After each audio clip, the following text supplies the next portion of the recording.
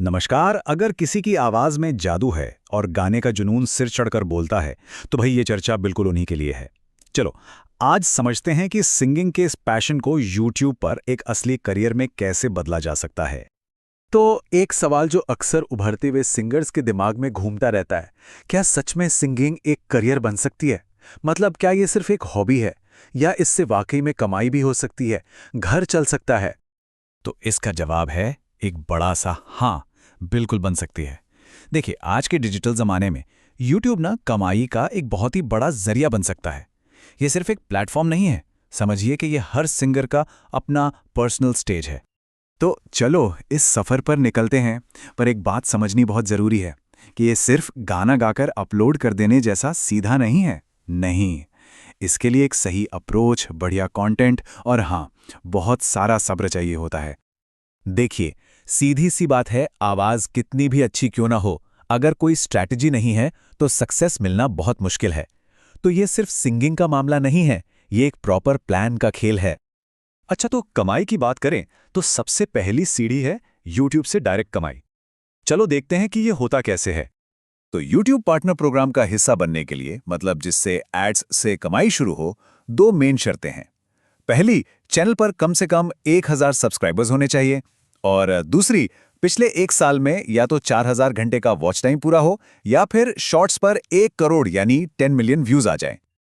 और जैसे ही channel monetise हो जाता है, यूट्यूब वीडियोस पर एड्स दिखाने लगता है।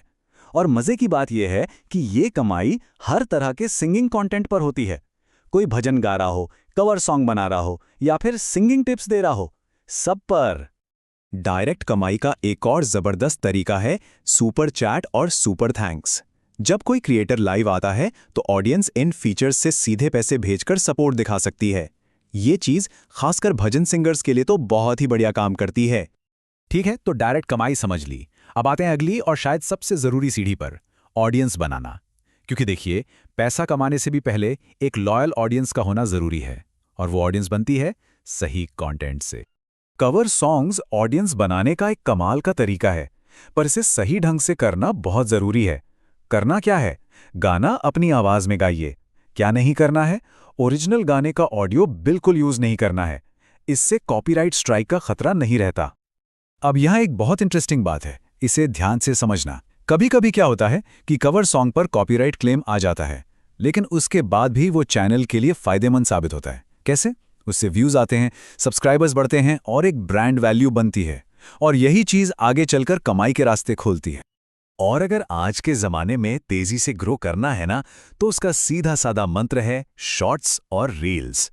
30-40 सेकंड की कोई सिंगिंग क्लिप हो, भजन का कोई छोटा सा पार्ट हो या फिर किसी गाने का हाई नोट वाला हिस्सा, ये चीजें बहुत तेजी से वायरल होती हैं।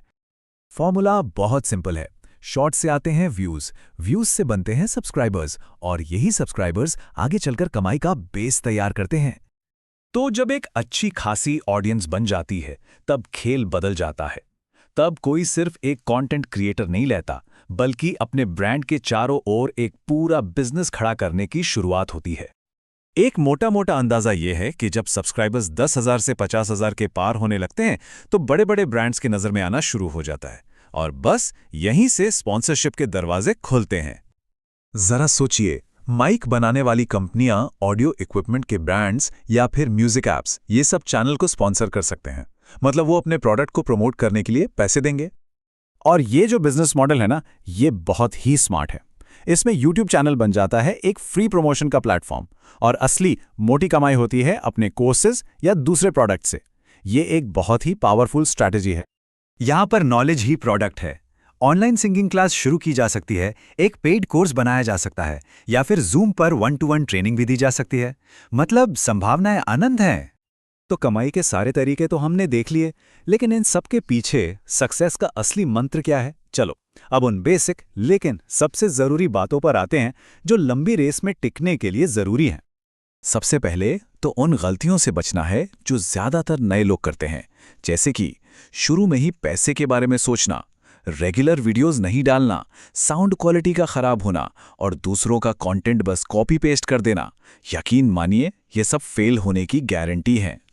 तो फिर सही फॉर्मूला क्या है? बहुत ही सिंपल है। स्टेप 1, पहले वैल्यू दो। ऑडियंस को कुछ सिखाओ, एंटरटेन करो। स्टेप 2, जब वैल्यू मिलेगी तो व्यूज़ अपने आप आएंगे। और स्टेप 3, जब व्यूज़ आएंगे तो पैसा भी आ ही जाएगा। ये ऑर्डर, ये बहुत ज़रूरी है। और हाँ, एक बात गांठ बांध लेनी है, सब्र, पेशेंस।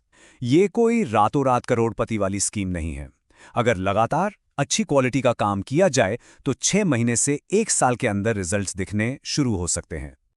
तो घूम फिर कर हम वापस उसी सवाल पर आ गए, सिंगिंग सिर्फ एक हॉबी है या एक करियर? अब ये बात साफ है कि सही स्ट्रैटेजी, मेहनत और सब्र के साथ ये सिर्फ एक शौक नहीं बल्कि एक जबरदस्त करियर बन सकता है। फैसला अब करने वालों का है।